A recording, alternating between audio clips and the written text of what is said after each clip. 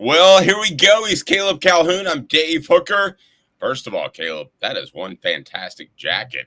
As we talk Tennessee's win over Texas A&M, and we are off and running from the get.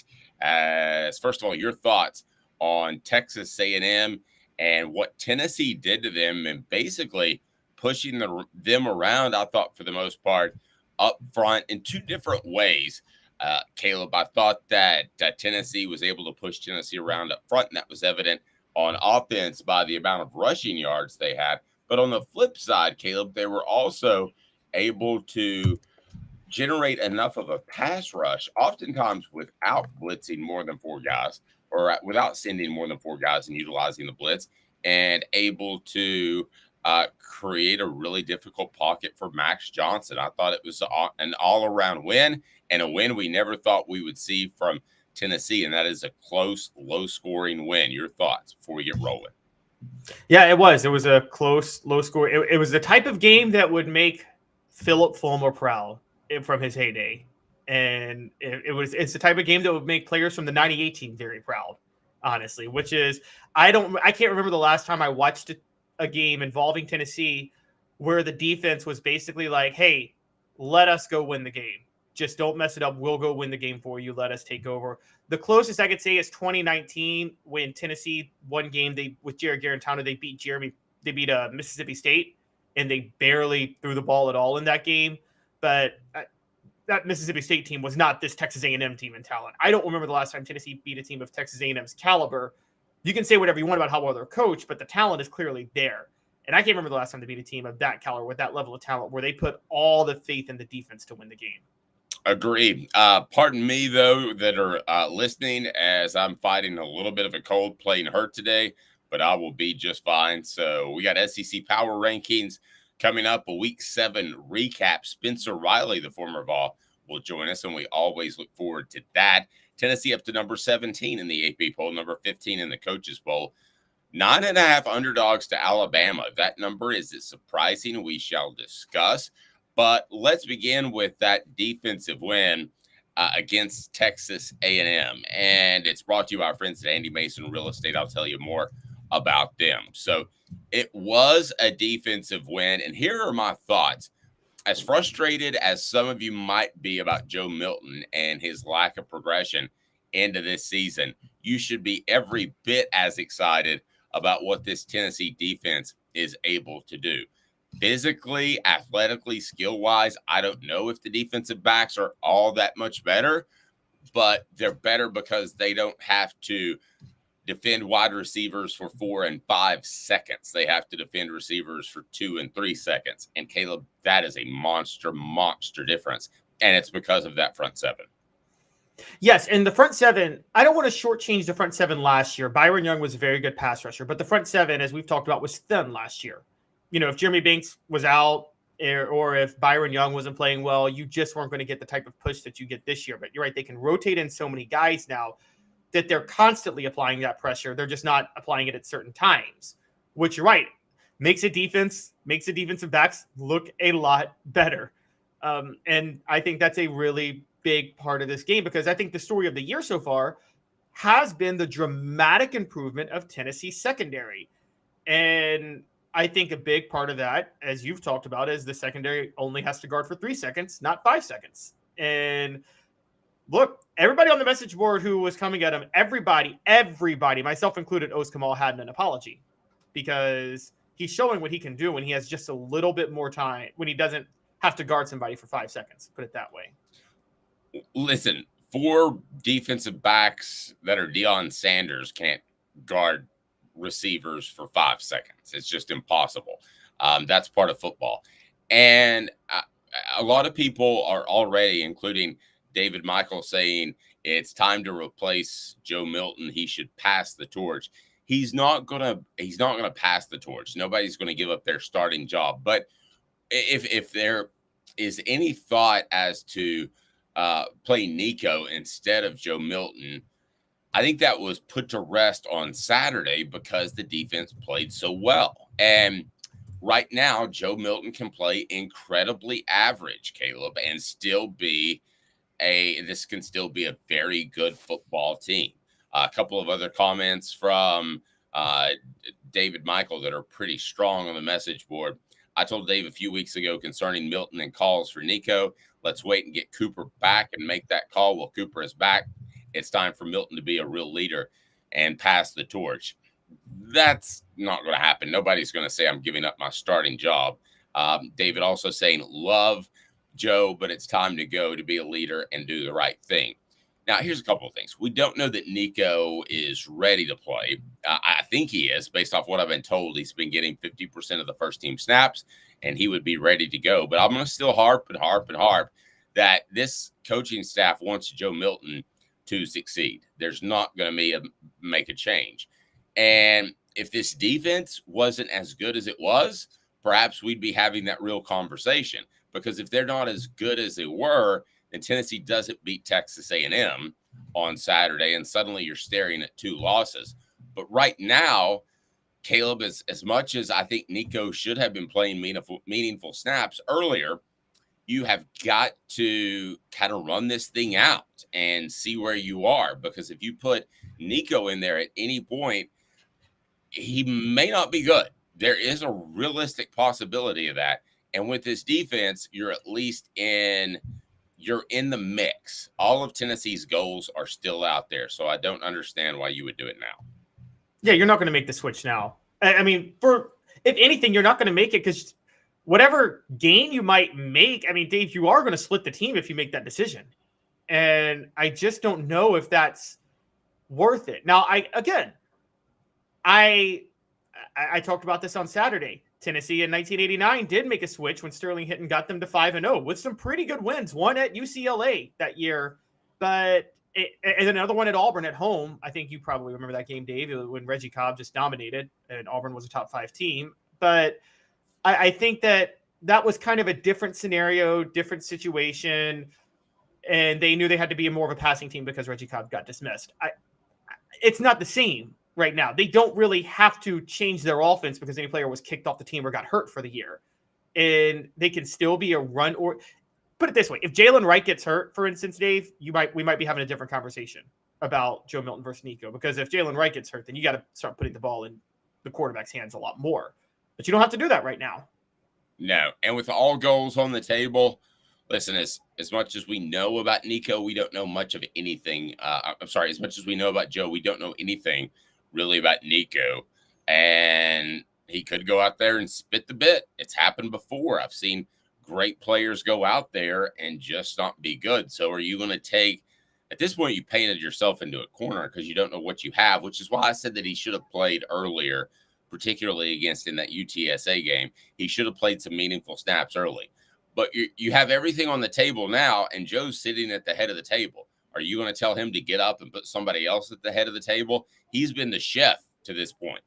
I don't see how you could make any sort of change. Now, if Tennessee loses to Alabama and suddenly you can't win an SEC East, you can't win an SEC championship, you probably aren't going to make the college football playoff, then yeah, I think we're having a different argument a week from today. But as of right now, Tennessee, and we'll get to that, is 10-point underdogs, 9.5 actually, to Alabama. And there's reason to think that they could go to Tuscaloosa and win. Probably wouldn't pick it. Vegas doesn't think so. But until you find that out, I don't see how you can make a change, Caleb. Yeah, I don't either. And even if Tennessee loses close at Alabama this week, and I still don't think they're going to make a change. I think they still, and I said this in January, I said this in August, and I'm saying this now. I think Tennessee saw at worst this year as a transition year where Joe Milton's not a great quarterback, but they can get to maybe a 9-3 record with him, 10-3. And Dave, as a program as a whole, think about this for a minute. You lose a great quarterback in Hendon Hooker. You lose 2 great receivers in Cedric Tillman and Jalen Hyatt. You have a major drop-off in talent in everything that Josh Heupel needs to make a system run. And in kind of a year where you have that drop-off, you still go 9-3 or 10-3 or something like that. That's a really good sign for the state of the program long-term, isn't it? I think the trend is better for Tennessee's program right now than it would be if Joe Milton was just balling out and the defense was horrible. Man, I think the trend now is that this program is getting better in places they needed to get better.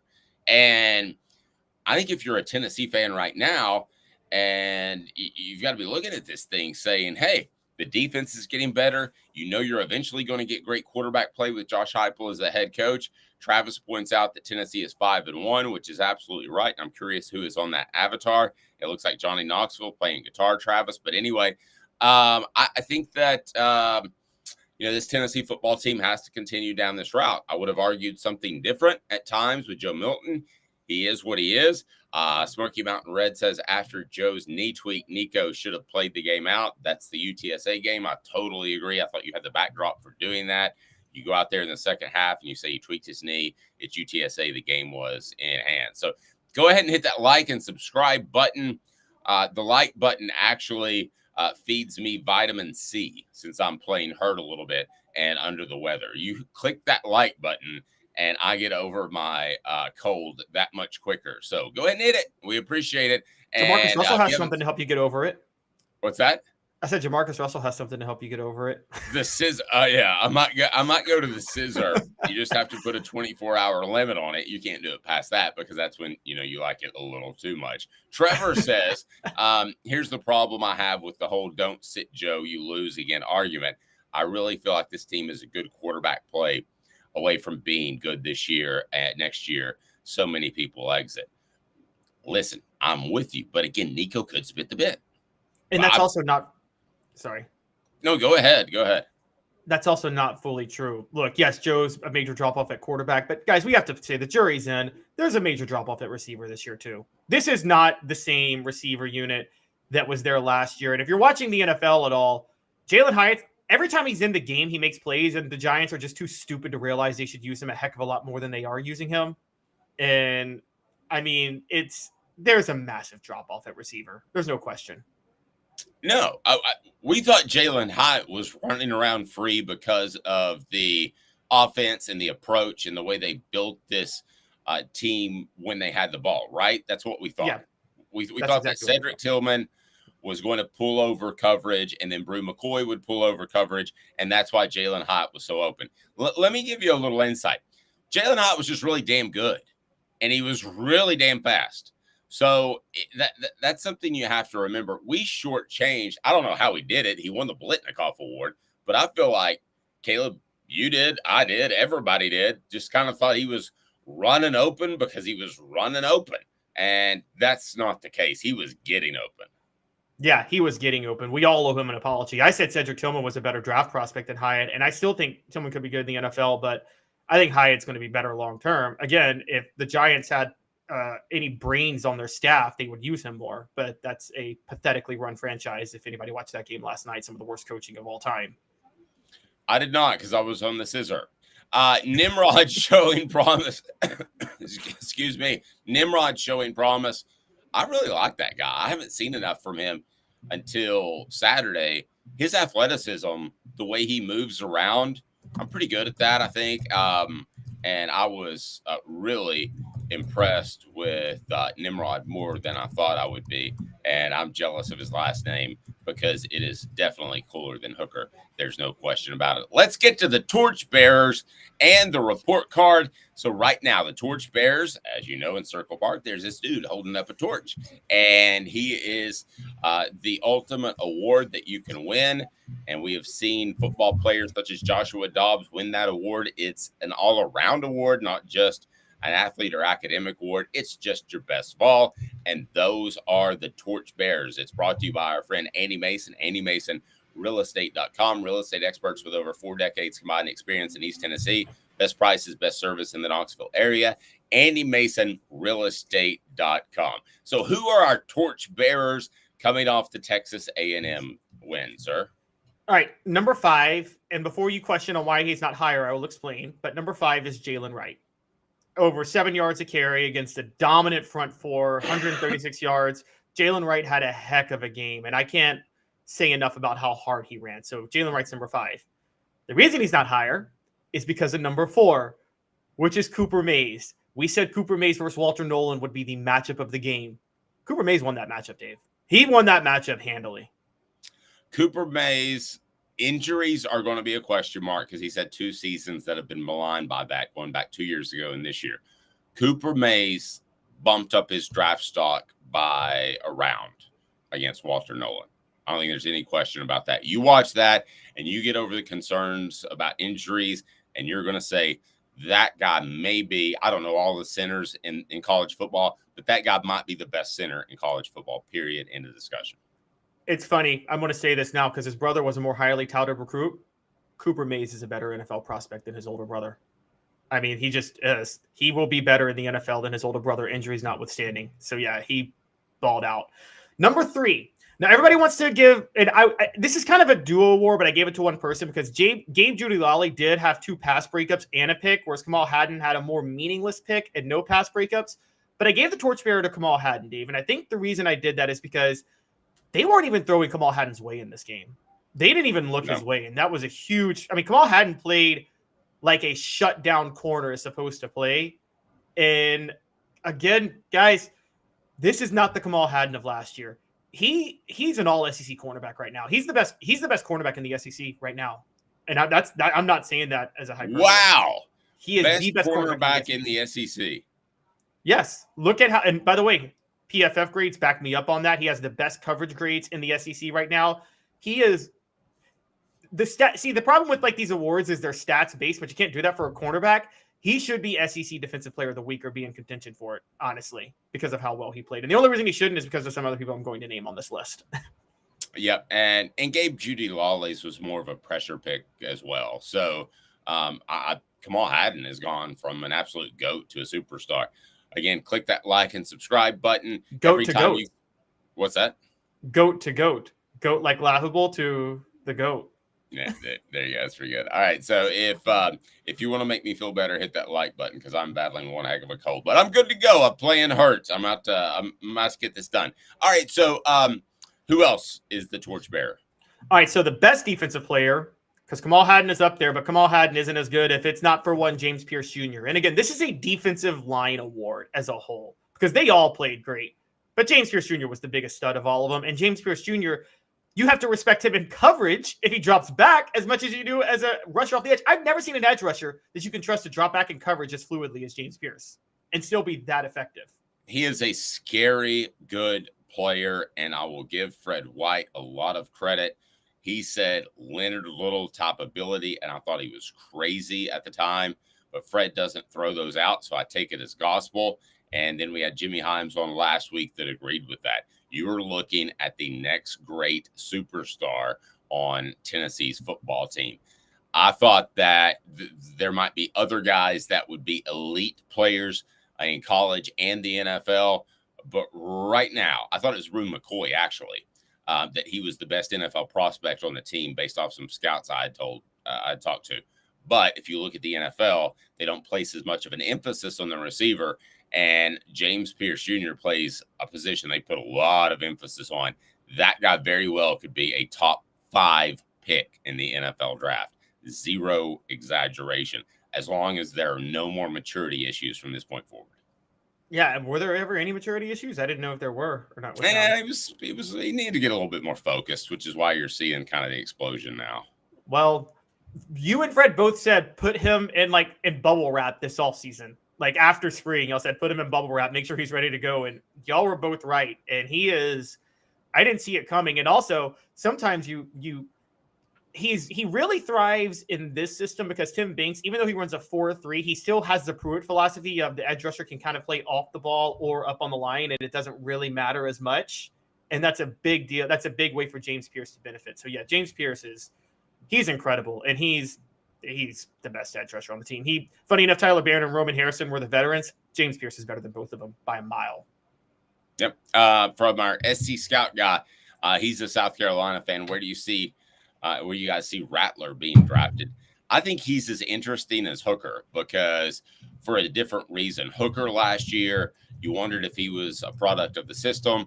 Rattler is a byproduct of the system. That system is holding him back. So I could see one player falling in love with Rattler, or one team, falling in love with Rattler and picking him higher in the draft than maybe he should be. So I like Rattler.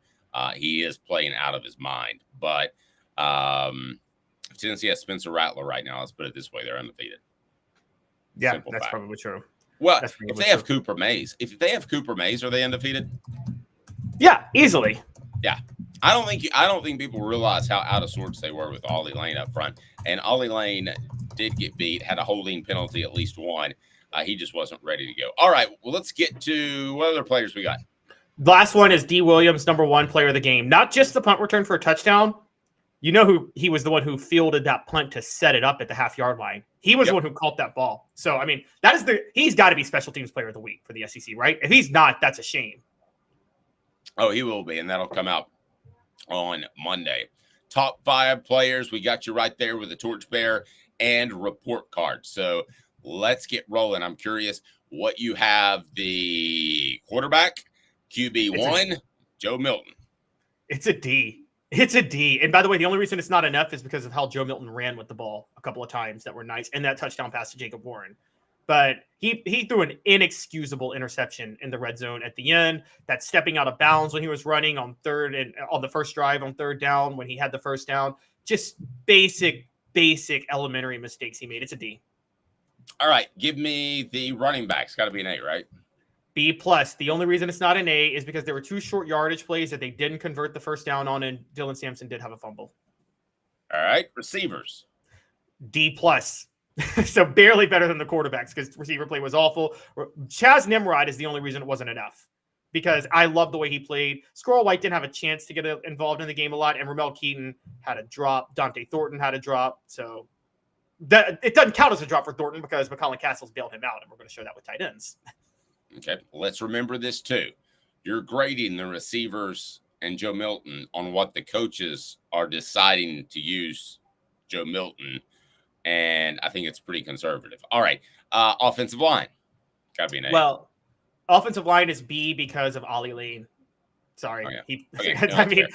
And tight ends is an A, by the way. Shout out to Jacob Warren, touchdown catch, and McCollum Castles had that catch off Dante Thornton's drop. So... All right. So on the defensive side, the defensive line, I feel like I want to call these guys the defensive front 7, and maybe we change our grade at some point. But your thoughts on the defensive line and how they play? Do you include Pierce as a lineman or edge rusher? Or well, typically I separate the tackles and the edge rushers. In this game, I did it all as one unit because of the way they played, and it's an A+. Every single one of them played a perfect game. And I mean a perfect game. And I can't say enough. The key play was that 4th down stop where Max Johnson tripped over his lineman's foot.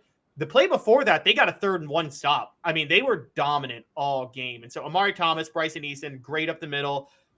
James Pierce, the star on the outside. And, of course, Tyler Barron had a sack too, and Roman Harrison got pressure. They were all amazing. Linebackers. A. Only reason not an A+ is because Texas A&M did move down the field on the first drive, and that was because of some linebackers being out of position. So that's why. All right, defensive backs. Again, A, and that's because of the first drive. Otherwise, it would have been an A+. All righty, here we go. Coming up, Spencer Riley. Also, wait, return game, kicking game A-, return game A+. Yep, there we go. All right, Spencer Riley joins us next. The former Vol. We'll talk some Coop and more. He is Caleb Calhoun. I'm Dave Hooker. This is a presentation of Off the Hook Sports. You give me 2 minutes, I give you a breakdown like no other. Spencer Riley, former Vol. Sun, sand, and salt water, the beach is a very relaxing place. Unless you wear contacts. Ow! Open your eyes to the best the beach has to offer with LASIK vision correction from Campbell Cunningham Laser Center. Sports Treasures in North Knoxville is one of the South's largest sports cards and memorabilia dealers, featuring over 10 million sports cards from vintage to modern. Sports Treasures carries a full line of hobby boxes, singles, autographed memorabilia, Tennessee Vol collectibles, fan cave decorations, and so much more. See a museum full of collectibles at Sports Treasures, 4819 North Broadway in Fountain City, and Sports Treasures on Facebook. Sports Treasures, where the real sports fan goes to shop. Have you seen the latest TriStar Hats Co. product? TriStar Hats Co.? What's that? You know, those really cool hats, shirts, tumblers, and even license plates with 3 stars like the official Tennessee flag and stripes like the American flag. Pretty patriotic if you ask me. Gotcha. Seen those. Those are cool. Where can I get them? Simple. TriStarHatsCo.com. And if you order now, there's 10% on any order $50 or more. Plus, use the promo code HOOKED. With the promo code HOOKED, you get 10% off. That's hooked. And don't forget free shipping with any order over $50. Stock up at TristarHatsCo.com. That's TristarHatsCo.com. There are plenty of wannabes out there, so make sure you go to TristarHatsCo.com for the best quality and customer service. Will do, and I'll be sure to use the promo code HOOKED. That's hooked when I do to save an additional 10% off. TristarHatsCo.com. TriStar Hats Co. is a trademark of TriStar Hats Co. LLC. Any use without express written consent is prohibited. Welcome back. He's Caleb Calhoun. I'm Dave Hooker. We'll visit with Spencer Riley very shortly. Your thoughts on the Vols and how they played. Let's go ahead and fill out the message board now. Caleb, at what point did you feel like Tennessee had that victory? Ooh, at what point did I think Tennessee had that victory? I feel like Tennessee won the game, honestly, when on that field goal drive to put them up 17-13, because that was in the fourth quarter. Texas A&M was going to have to mount a touchdown drive to win, and I felt Tennessee's defense, given their pass rush and their secondary, knowing Texas A&M was going to have to score a touchdown, was able to play a lot more free in that game. And just watching the flow of the game, I've watched enough football in my time, and I'm sure you have too, Dave. I was pretty confident that Texas A&M wasn't going to be able to mount a game-winning touchdown drive, knowing they had a touchdown towards the end. Once the field goal put them up, Tennessee up 17-13, I felt like the game was in hand. Yeah, I don't know what point it was, but I was pretty sure that Tennessee was going to win when I saw James Pierce running free as a bird. When it was he was fantastic. Travis says when D scored, it was over. And it's probably true. Didn't you write that as your turning point in the game? My turning point was the punt that set up the D score, because that punt was crucial. But that whole exchange to me was way different and pretty darn impressive by the Vols. And listen, they've got a punting guy. I used to hate it when people would say the punter is a weapon. That sounds a little bit silly, but it's absolutely true. The punter is a weapon in this offense, and that Australian rules deal that's going on. How did somebody not discover that 50 years ago? Because those guys can absolutely, with the way they kick it, drop it at the 1 yard line. It's impressive. It is. And also the ambidextrous punting totally throws off people trying to field the punt. And yeah, it's a huge deal. You're right. And I mean, I got to be honest. Tennessee is a rare school that punting has been a weapon for a long time. I mean, I go back to the 2003 Miami game. Dustin Colquitt won that game for Tennessee by himself. I mean, again, Tennessee's the one school where, because to me, a punter is the least valuable player on your team, even less valuable than a kicker. But Tennessee has managed to get value out of punters in the past, and they're one of the few schools that did that. Love this guy. Let's go to Spencer Riley, who joins us. Spencer Riley, former Vol head coach Jeff County, who they had a monstrous win a couple of weeks ago. Tell us about Jeff County before we talk Vols. As Spencer, you continue to drop weight during the season. Is that how you do things? Well, a lot of stress involved, I guess. But as much as I walk on a Friday night and walk during the week, I mean, try to get my steps in for sure. Got to watch what you eat, you know what I mean? So slowly but surely, trying to be less fat, man. Just every day. That's my goal. People say, you going to the gym? What do you want to do? To be less fat. Doesn't matter if it's cardio or lifting. Like, the goal is to be less fat. At the end of the day. Tell me about Jeff County before we get to the Vols. Hey, man, we wasn't on. I don't guess I was on last week with you guys. We had a big win versus Marshtown West last Friday night, or not 2 weeks ago, in an overtime win, and then we played. I'm sorry, it was versus Westridge. I'm sorry, that's who we played last. Before we played Ferry on this last Thursday night, got a big region win against them. Everything but secured the region title now for sure on that win there with Westridge, and then we played Farragut this Thursday night, this past week, non-region game, and had a big victory over them and our kids. First time they had beaten Farragut. Farragut had won 8 straight against Jeff County, so we got another first at Jefferson County this year in a long line of changing the culture in the program and the expectations for Jefferson County football. It's pretty cool. Yeah. How proud would you be if you're Josh Heupel that you won a lot of games with some talent at receiver last year, some great talent at quarterback, but now you're winning games in a totally different way. You're not getting the chunk plays. You're running the football. You're getting the extended running plays, the screens, and you're playing defense. To me, people can continue to complain about Joe Milton if they want to, but the trajectory of the program, even the record might not say it at the end of the year, I think it's very positive because they're much better defensively than they were a year ago. Well, I mean, let's be honest. Defense wins championships, being able to run the football and control the clock. I mean, Josh Heupel's not about that. His program and what they do offensively, that is the perception that they are a throw-it-around football team. Well, if they don't run the football, they're not very good in the passing game. Let's call it how it is, right? He'll tell you right off the bat, we've got to be able to run the football and got to be able to run it successfully. And, I thought they did a really, really good job with that group versus a really good defense on Saturday. I mean, I was really, really impressed with the group as a whole. I mean, you rushed for 230 yards in the SEC. That's pretty impressive day. So it's exciting to see those guys get physical and play a physical brand of football that's not been played at Tennessee in a long time. Very true. Spencer, you kind of know firsthand about that, what you just said, right? Because I guess in 97, after Jay Graham left, the first 3 games, even Peyton Manning himself struggled because y'all couldn't get a running game going until y'all found Jamal Lewis, wasn't it? Yeah, I guess. I mean, we were playing a bunch of young guys too, still in the offensive line and still trying to figure out how to make that work. And didn't really know. Had a bunch of different backs there and didn't know. Sean Bryson moved from tailback to fullback. Mark Levine was a tailback at that time. A couple other guys, and he had this young guy by the name of Jamal Lewis. Pretty talented guy, man. We all knew he was kind of talented and just, it took a little bit for us to find our groove and for him to find his niche and how it would work for us. And, to me, the brand of football that Tennessee won with on Saturday is sexy football. Amen. Because it's physical, you run the football, you play great defense. It's not what people want to see today.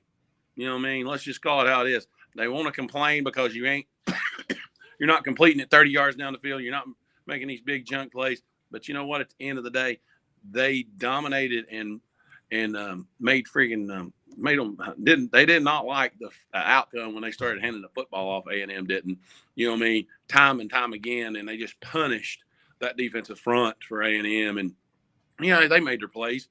Sometimes that's going to happen, but at the end of the day, the physicality over 4 quarters will demoralize you at some point in time.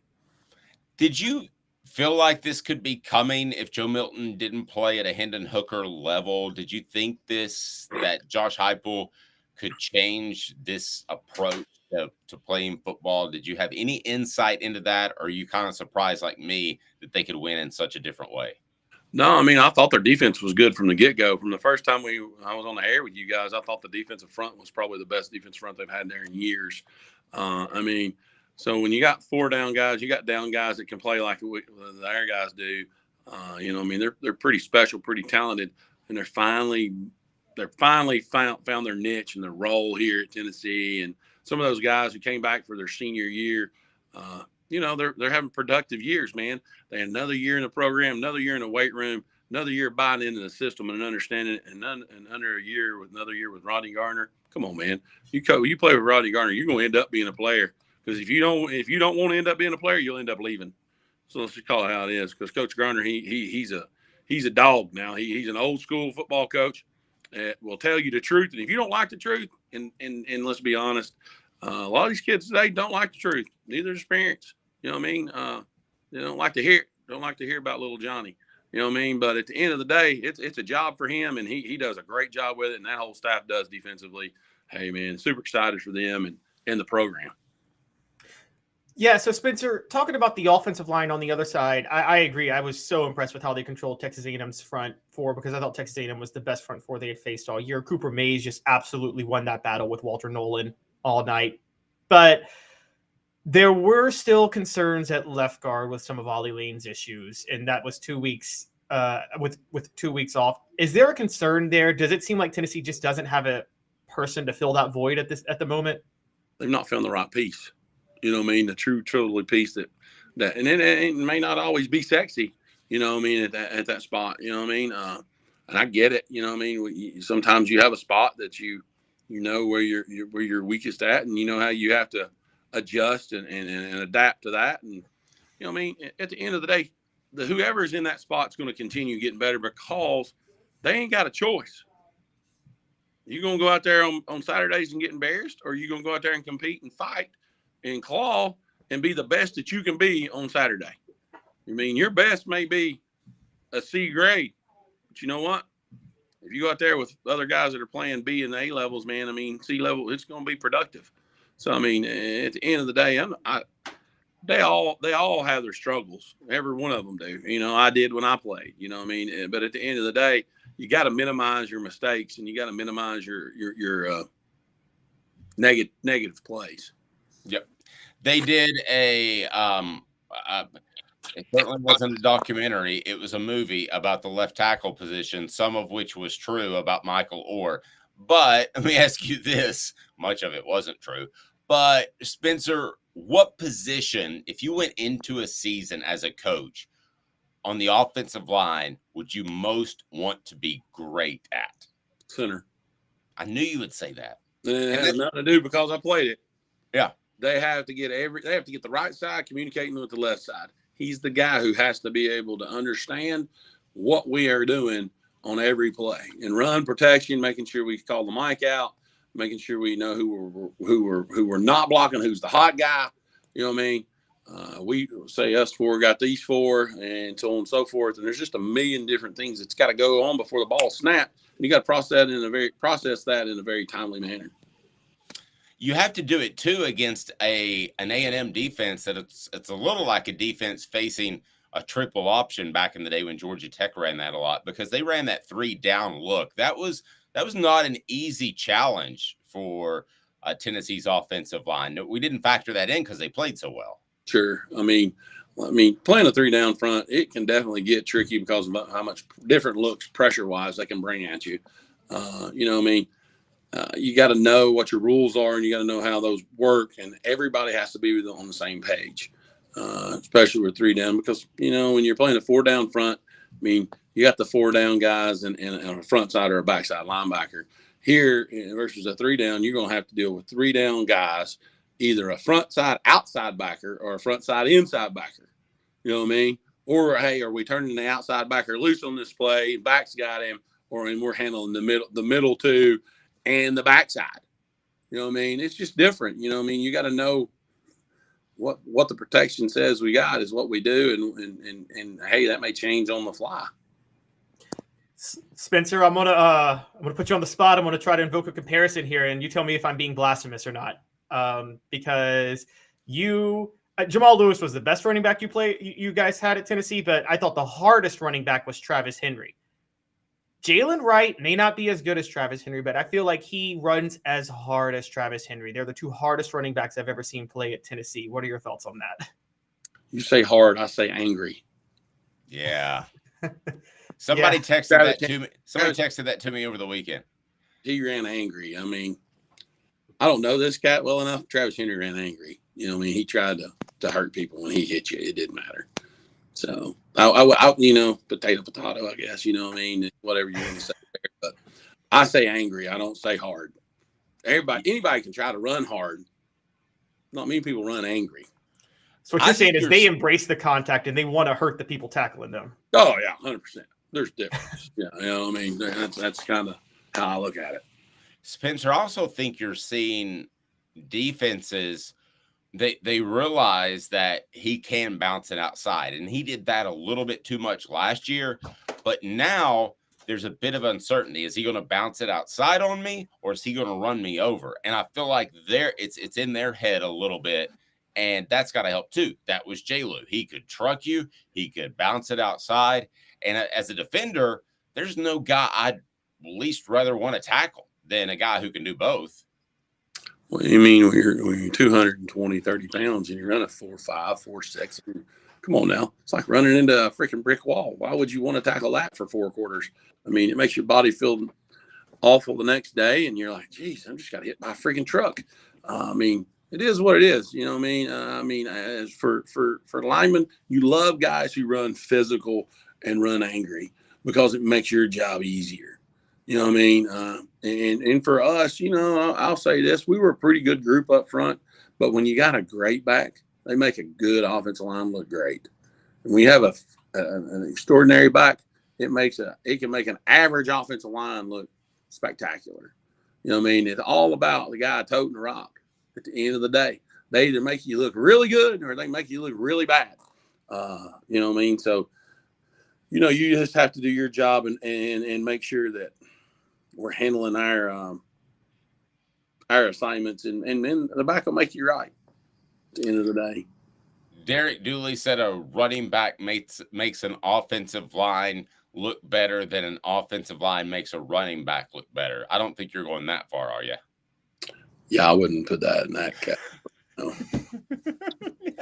As a Titans fan, I can say that's not true this year, because look at Derrick Henry this year without the same offensive line that he's had in previous years. True.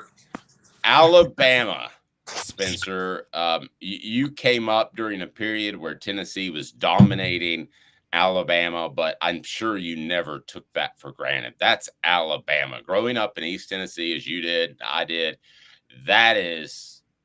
it's Tennessee Bama. What more can you say? This is third Saturday in October, isn't it? Last I checked, yeah. Okay, let's play football. Strap it up. Tennessee, Alabama, 3:30 kickoff. That's what it normally is. It's a great time, especially when you go to, you know, I had the pleasure of going to Tuscaloosa and Birmingham and kicking both their teeth in that time and coming on back to Knoxville. So got to play the last game in Legion Field and the first game. And you know, I guess they rotate, but the very last game in Birmingham, I guess that was Legion Field. Is that right? It's Legion Field. Yeah. Oh, you know what I mean? So that was fun to go down there and strike up the band and head home. You know what I mean? And then you go to Tuscaloosa 2 years later and you strike up the band and head home. There's nothing better than going to somebody else's place and winning a big football game and having a good time and celebrating on the way back with your teammates. Was there any moment in particular that was your favorite against Alabama? I mean, man, I probably Jay Graham's run, you know, and Nealon, when we run 6 gap and he went for like 60 or 70 right there to either go up or solidify the ball game that I was a part of. Big play. That was probably when I first, you know, everybody started finding out who Spencer Riley was there. So I mean that would have been in '96. Been '96. My redshirt freshman year. So I mean, you know, that was probably one of those memories that I'll never forget. It's awesome. Yeah, Spencer, it's that has to be one of the most exciting. What do you think it says about the Tennessee program that, you know, there's been a lot over the past like 10, 15 years, Tuscaloosa was just written off as a loss for Tennessee. And while Tennessee is an underdog, it's a big jump for Tennessee, right? To be going to face Nick Saban on the road and you're not just writing this game off as a loss anymore, the way they did the last 15 years. Sure. Yeah, for sure. I mean, the expectations are higher. Let's call it how it is. The expectation is we go and beat everybody we play. Knowing that's not necessarily the case.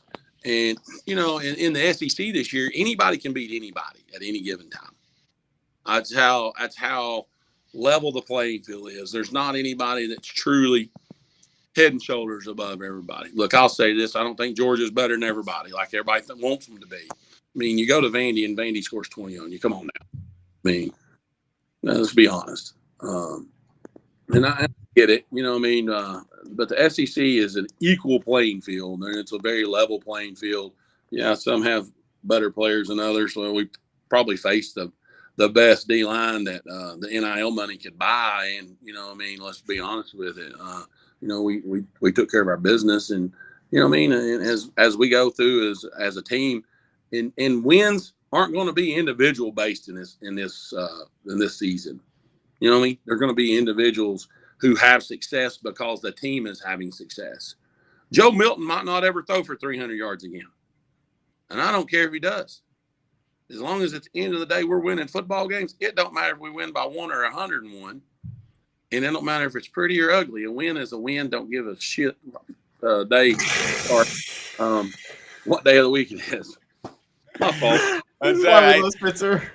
Spencer's a high school coach. I'm terrible predicting games, so we don't gamble. Caleb, though, has a bit of a problem, and he sees that.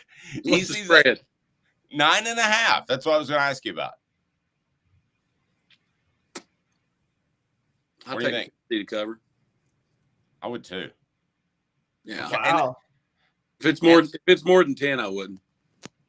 Yeah, I mean, I look at. I think Tennessee is, and Smoky Mountain Red said we have a fighter's chance. I don't know if he meant this by his choice of words, but a puncher's chance means you've got to get lucky. You've got to make a play. A fighter's chance, yeah, I think Tennessee has a fighter's chance. Are they 60%? Are they have a 40% chance of winning the game, whatever the case may be. But I believe they're going to stand toe-to-toe with Alabama. I don't think they're going to go down there and fold. I just don't see that out of this team. No, and let's be honest. I mean, Alabama's in the same kind of boat we are. The quarterback's not playing great. You know what I mean? I think our offensive line's better than Alabama's offensive line. And I really do. So I think we're in our front. I think our D-line is probably better, if not as equal. You know what I mean? I know Alabama's given up a bunch of sacks over the last couple of weeks, and that's why I said that I would give the advantage to us on that. Have I asked you specifically about James Pierce? We've talked about him. Okay. Wow. Oh, So Fred said it about a month ago. He said his upside is Leonard Little. And 100% on that. Fred doesn't. I mean, you guys don't make a lot of comparisons because it's tough to do. Different players, different people. And you're talking about one of the elite pass rushers ever, and you're already saying 100%. If you could just kind of expand on that, that'd be great. I mean, his athletic ability and his speed, his length. I mean, it's hard to block a guy when he's a 4. You're an offensive lineman and he's running a 4.4. Let's just call it how it is. They're going to get out there on the edge, and you have to be great with your fundamentals and your technique every time he steps on the football field. Every time you step on the football field, because his speed, and at the end of the day, speed kills. You know what I mean? At the end of the day, no matter what it is, but his speed and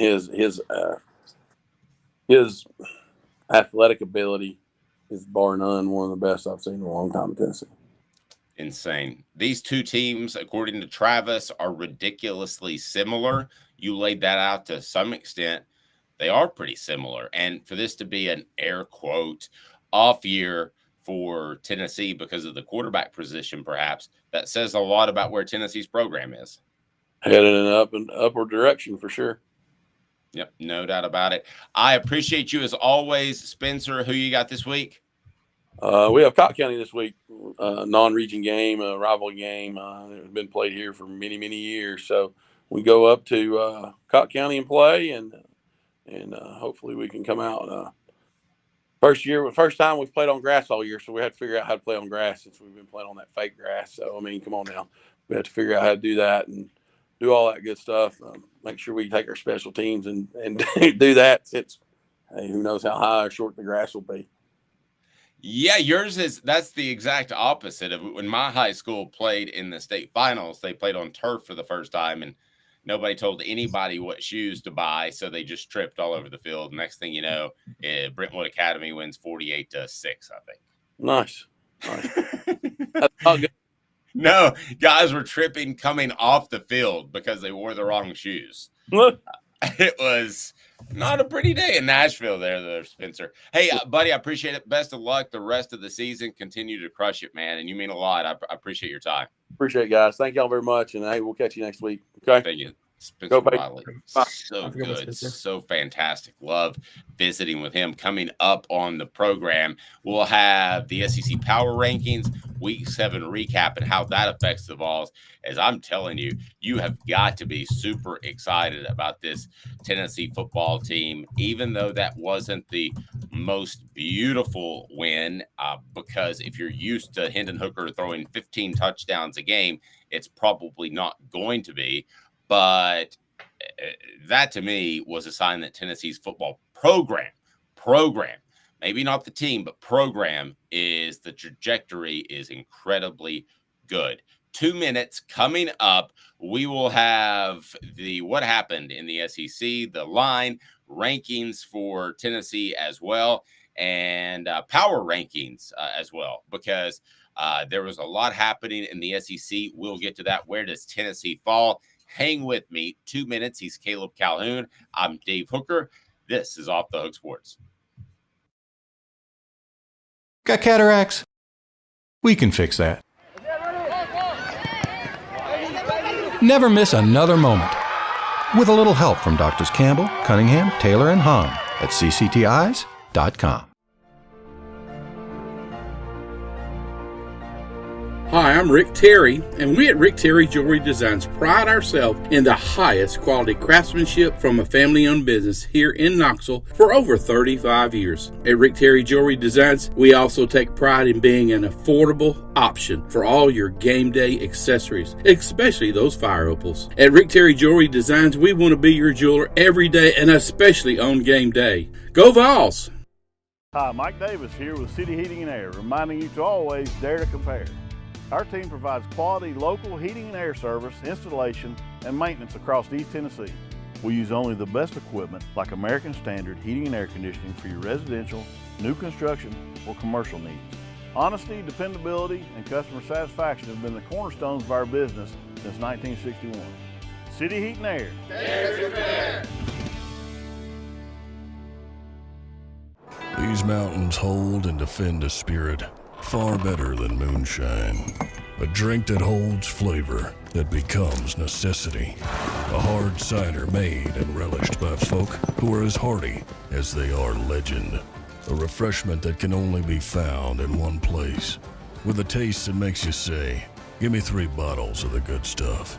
Tennessee Cider Company, where necessity can be found.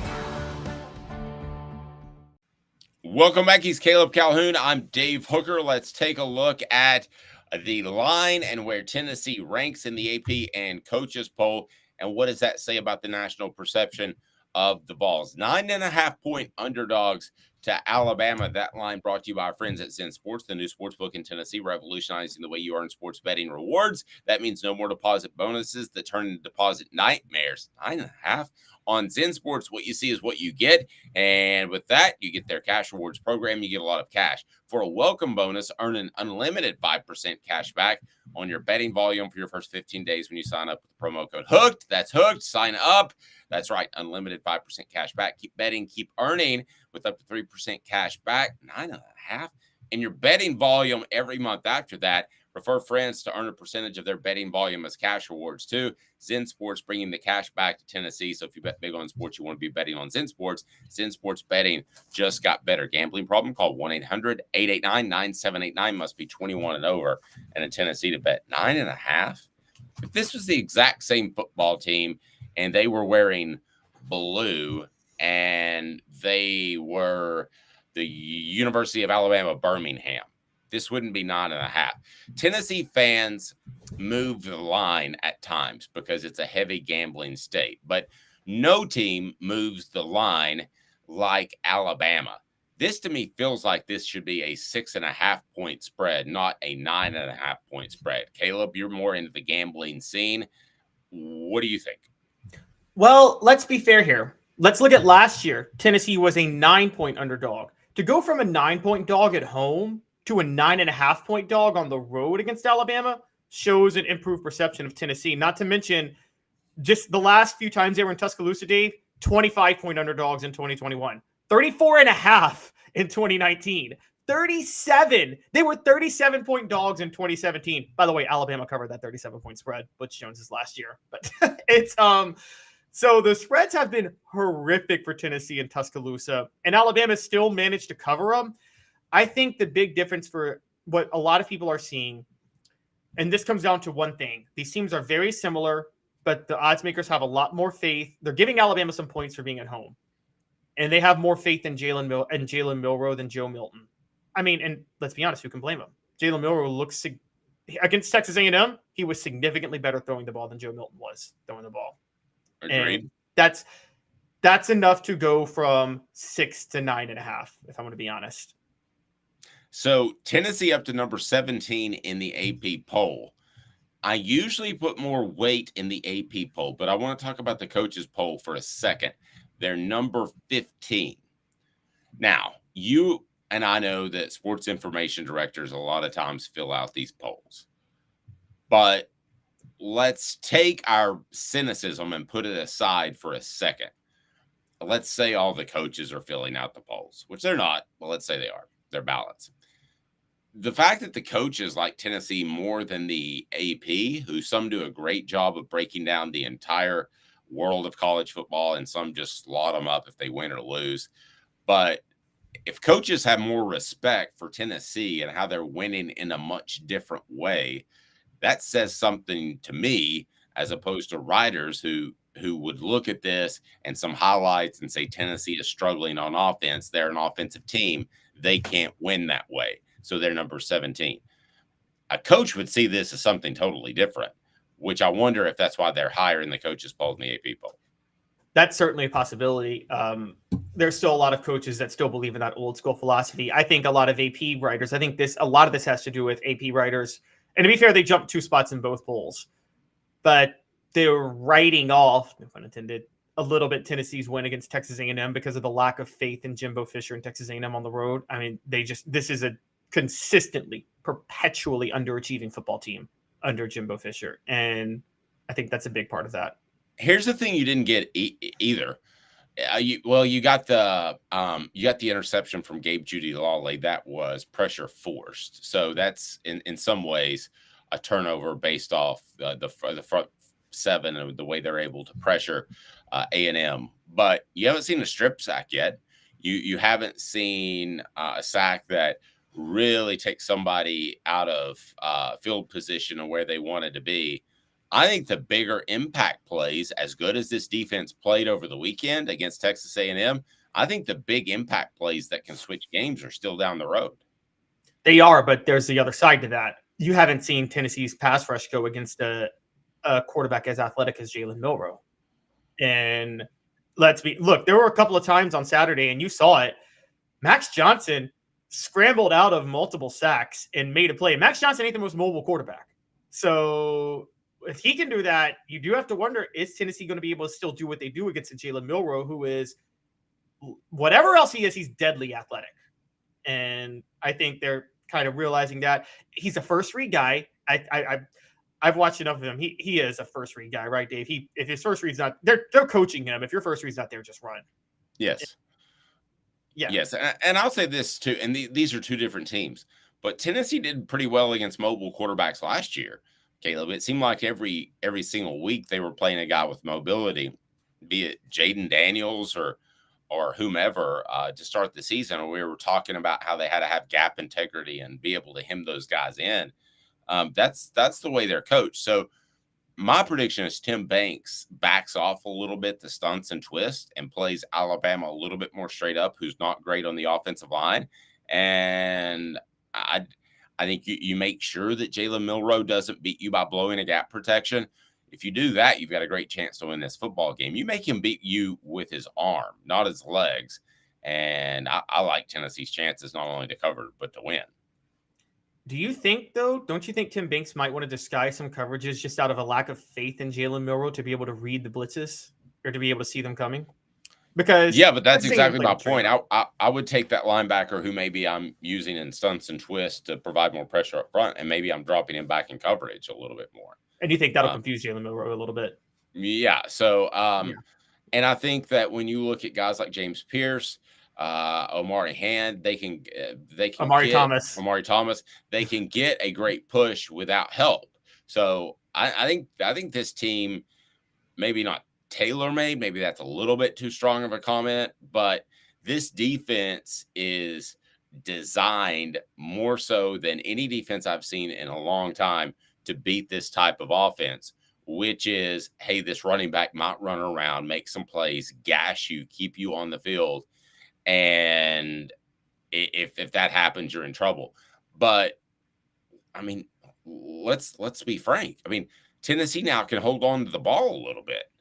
They can run the football. So their defense is not going to be as gassed. They can play with more energy throughout the game. They're not playing 80 plays a game. They're still running tempo, but it's not the tempo like last year on offense. So that means the defense is fresher. Dave, you're saying something wild as we're talking about this out loud, and I can't believe It's we're crazy. saying this. You're saying, like last year, Tennessee beat Alabama because we had faith in Josh Heupel's offensive scheme and the system, and that is how they won. You're saying this year, for Tennessee, it's not necessarily the X's and O's that could beat Alabama. It's actually the Jimmies and Joes.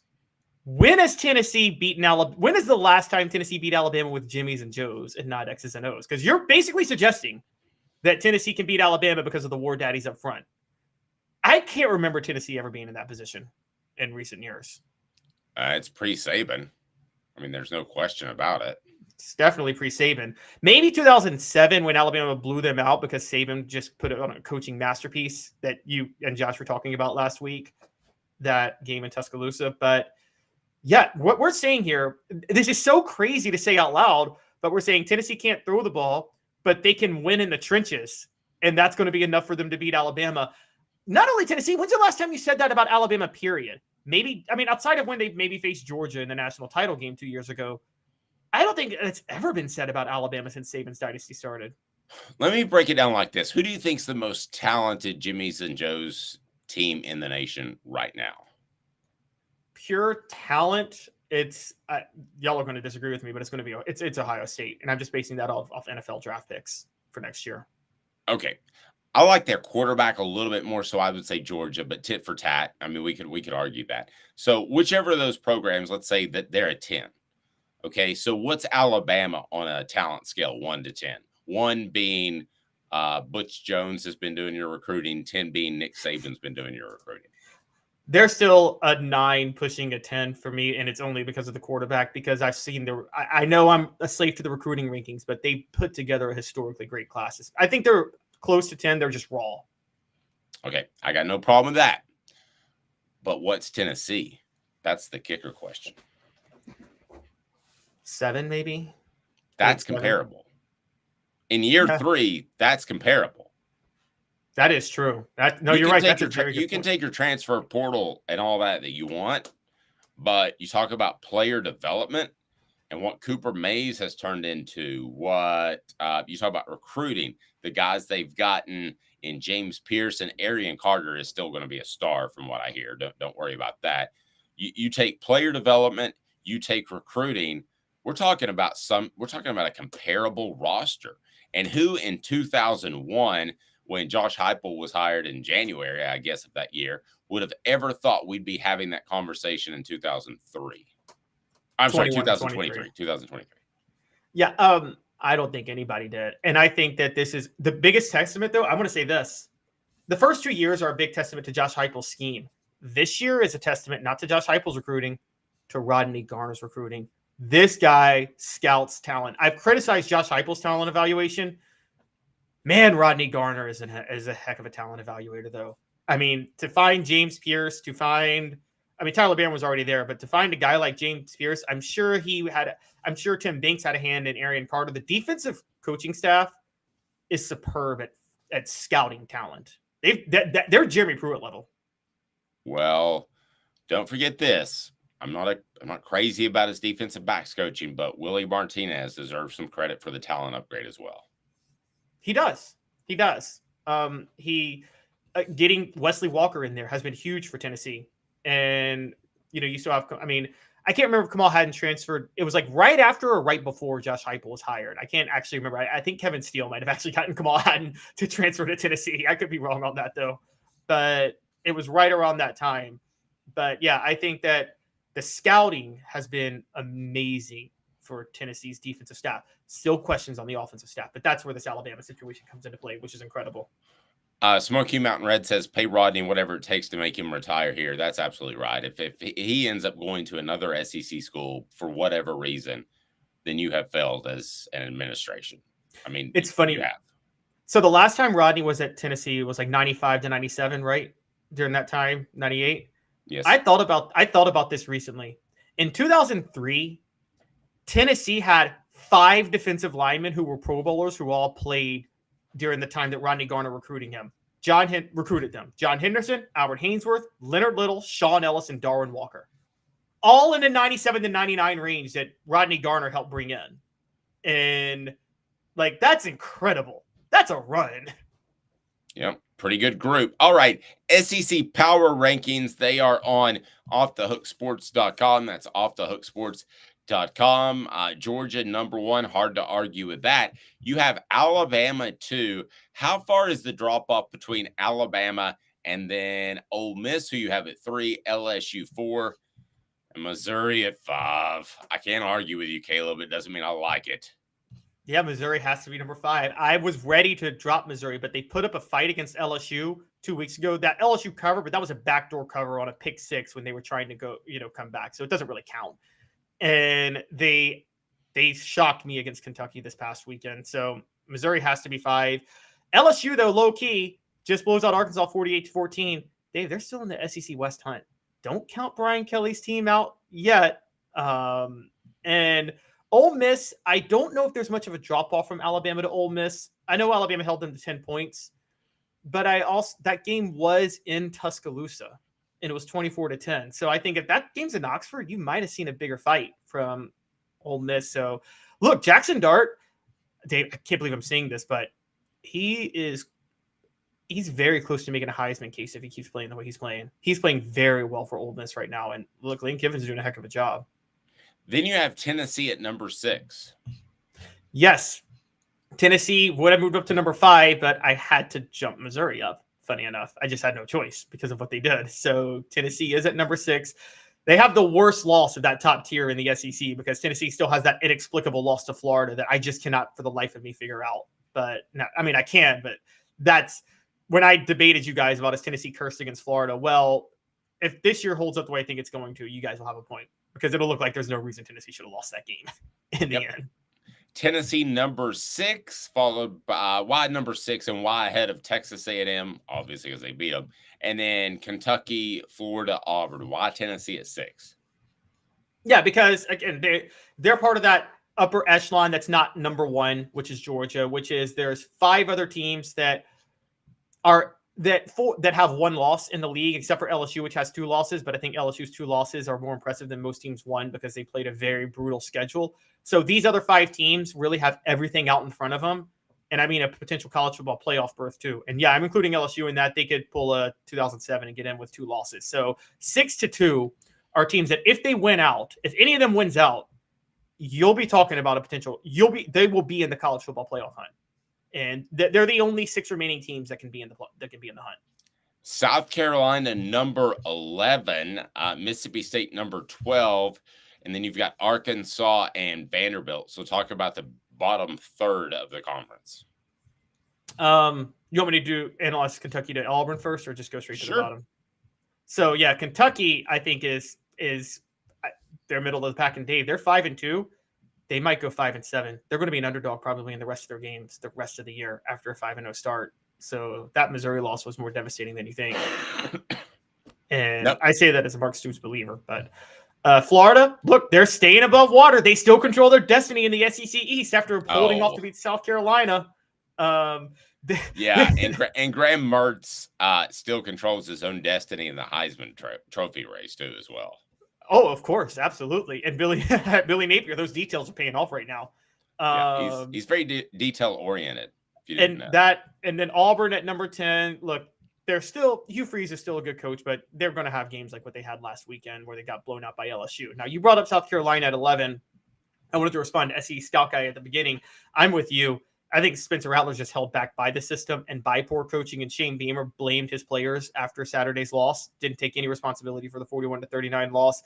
You're seeing just, again, he got a win against Tennessee last year in Clemson, but you were right, Dave. He's another Butch Jones. Spencer Rattler is single-handedly carrying this football team, and he's got no help. I've never seen a quarterback. He has less help than John Elway had at Stanford in the 80s. No, and I think teams, too, I think they kind of unveiled the get him out of the pocket, get him on the move against Tennessee, and I thought he made some great plays. I'm talking about last year against Tennessee, and I feel like defensive coordinators are kind of catching up to that, and they're holding the edge a little bit more, and he's not able to get outside and make plays nearly as often.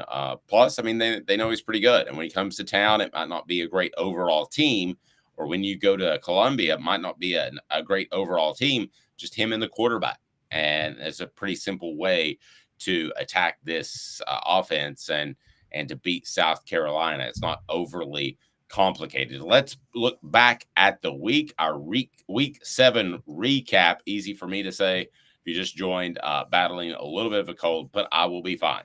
It's Alabama week. I got to pull it together. All right, so Washington beats Oregon in the best game of the year.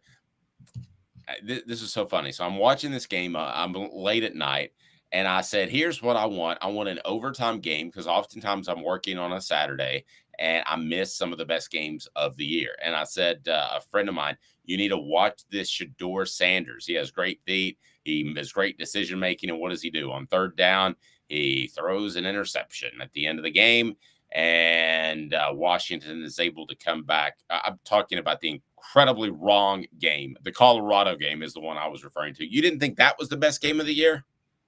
No, the Colorado-Stanford game? No, but yes. I'm talking about Colorado. Wow, yeah, you were.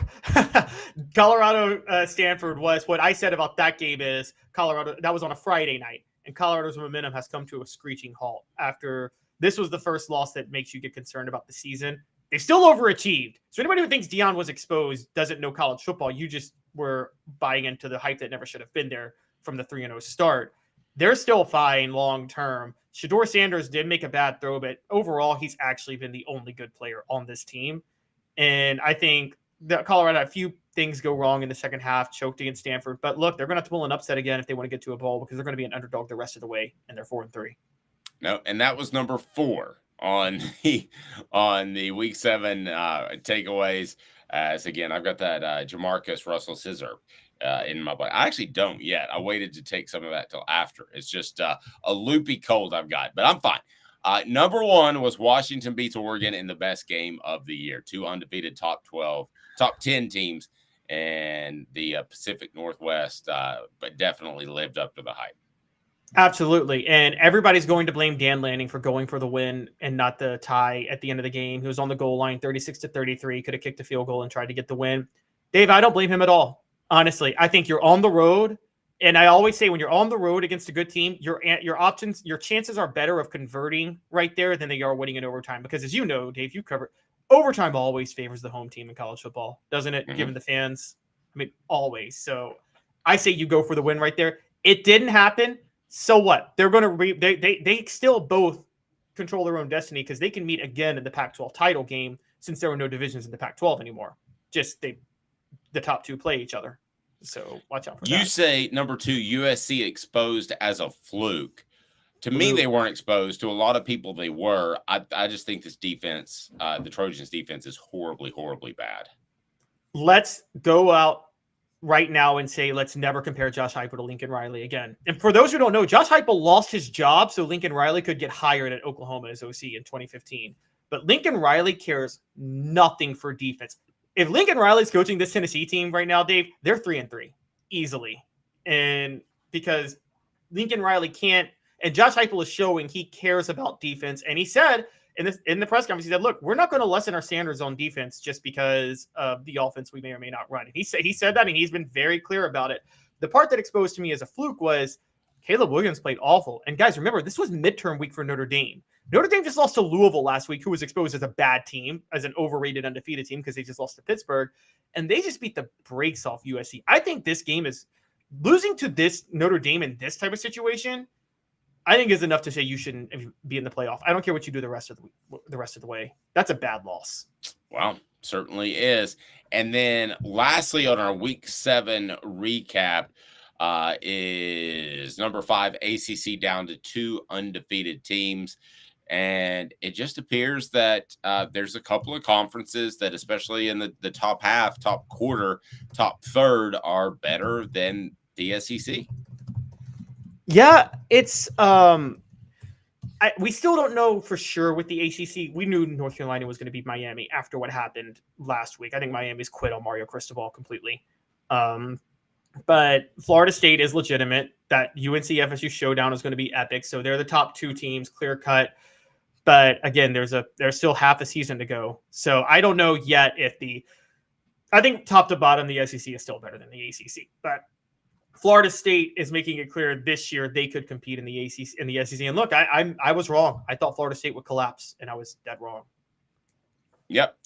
You were down on Florida State. I was unsure. I definitely wasn't on board. I think they proved both of us to some extent wrong. But as far as just kind of looking back over, Colorado's momentum comes to a screeching halt. Still, they're 4-3. I think they won one game last year.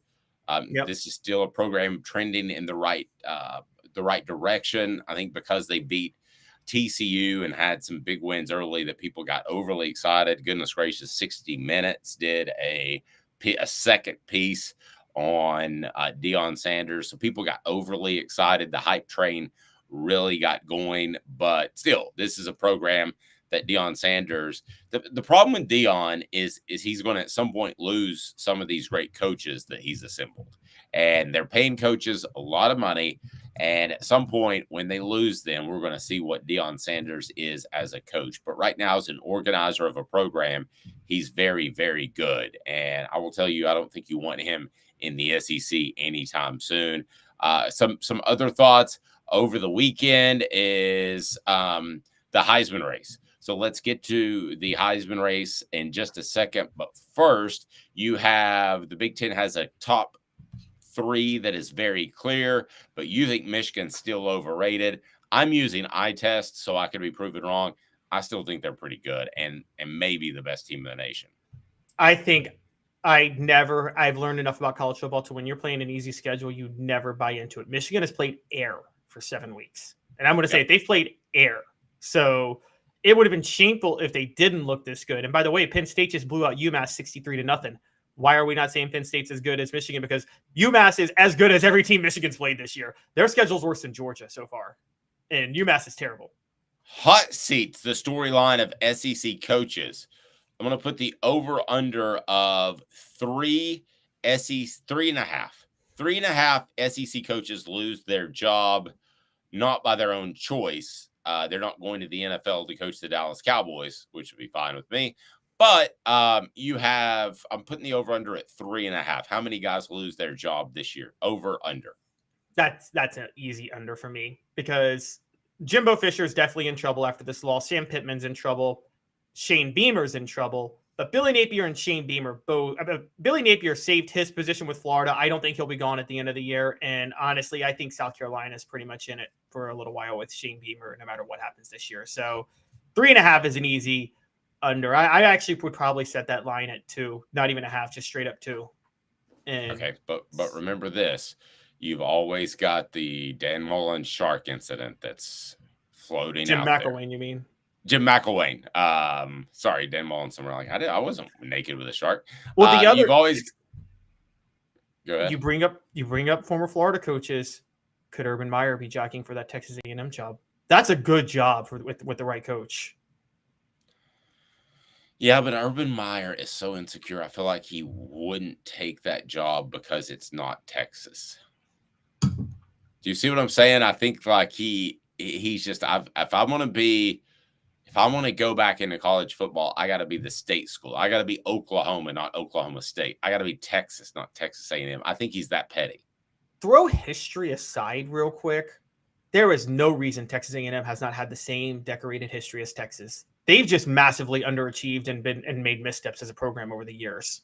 But I've maintained, dating back to the 1950s, if Texas A&M had the right coach, it'd be a different story. They did have the right coach in Bear Bryant, but Bear Bryant had to rebuild the program from scratch. But they've never, ever maneuvered right with the program. But it has all the resources to be equally as good as Texas, and it's their own fault that they're not. Yep. Heisman race in college football after week 7. I remind you that nobody wins the Heisman in October, but Michael, don't call me Penix Jr. is in at number 1, according to Caleb.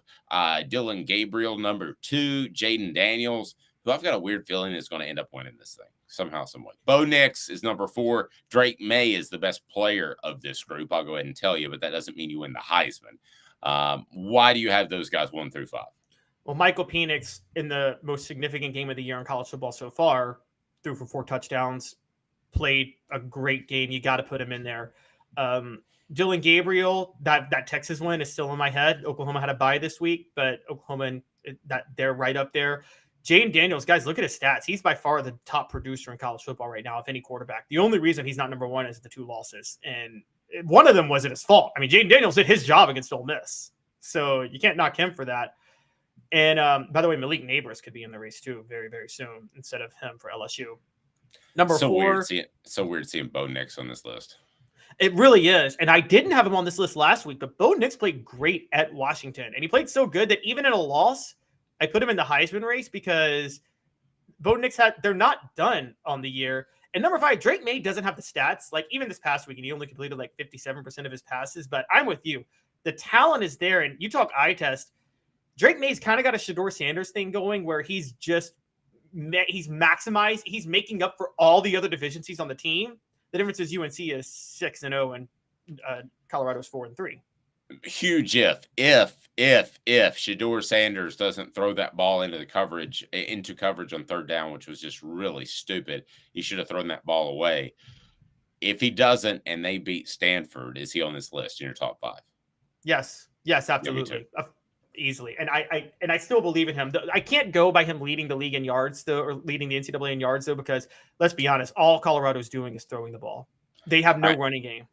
So top 10 in college football after week 7, Oklahoma, Washington, Florida State 3, Ohio State 4, North Carolina 5, Texas 6, Oregon number 7, Alabama number 8, Georgia number 9, Penn State number 10. Georgia 9, Caleb, come on. I know what you're doing with the power rankings, but that's a better team than 9th in the nation. This is not a ranking based on who I think is better or based on my projections. This is a ranking based on your body of work. Alabama's 1-loss record is way better than Georgia's undefeated record. Georgia and Penn State have barely played a better schedule than Michigan, who you notice is not even in my top 10, because Georgia and Penn State and Michigan have played the flukiest, easiest schedules I've ever seen college football teams play. Alabama has not. And by the way, that I also have 1-loss Oregon ahead of those teams too, and I have 1-loss Texas ahead of those teams. So I got 3 1-loss teams ahead of Georgia, Penn State, and Michigan, and I'm not losing any sleep over it because Georgia, Penn State, and Michigan have played the easiest possible schedules. I think Boise State may have played a harder schedule than them at this point. Yep. Good morning to you, Charles. Charles is in charge.